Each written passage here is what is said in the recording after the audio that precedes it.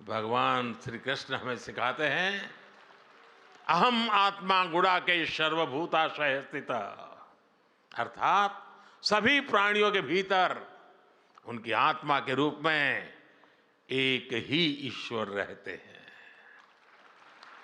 यही विश्वास भारत के अंतर्मन में नर से नारायण और जीव से शिव की अवधारणा के रूप में रचा बसा है। इसलिए अनेकता में एकता का भारत का मंत्र इतना सहज है, इतना व्यापक है कि उसमें विभाजन की गुंजाइश ही नहीं है।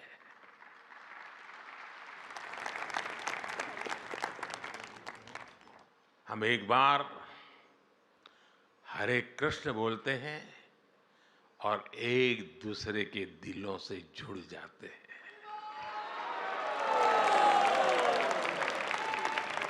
इसलिए दुनिया के लिए राष्ट्र एक राजनीतिक अवधारणा हो सकती है, लेकिन भारत के लिए तो एक भारत श्रेष्ठ भारत ये आध्यात्मिक आस्था है।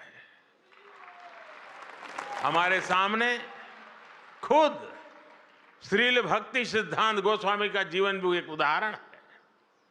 प्रभुपाद जी पुरी में जन्मे, उन्होंने दक्षिण के रामानुजाचार्य जी की परंपरा में दीक्षा ली और चैतन्य महाप्रभु की परंपरा को आगे बढ़ाया और अपनी इस आध्यात्मिक यात्रा का केंद्र बनाया बंगाल में स्थापित अपने मठ को। बंगाल की धरती में बात ही कुछ ऐसी है कि वहां से आध्यात्म और बौद्धिकता निरंतर ऊर्जा पाती है।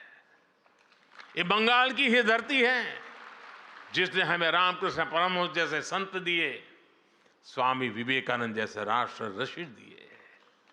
इस धरती ने श्री अरविंद और श्री गुरुदेव रविंद्रनाथ टैगोर जैसे महापुरुष भी दिए, जिन्होंने संत भाव से राष्ट्रीय आंदोलन को आगे बढ़ाया। यही से राजा राम मोहन राय जैसे समाज सुधारक भी मिले।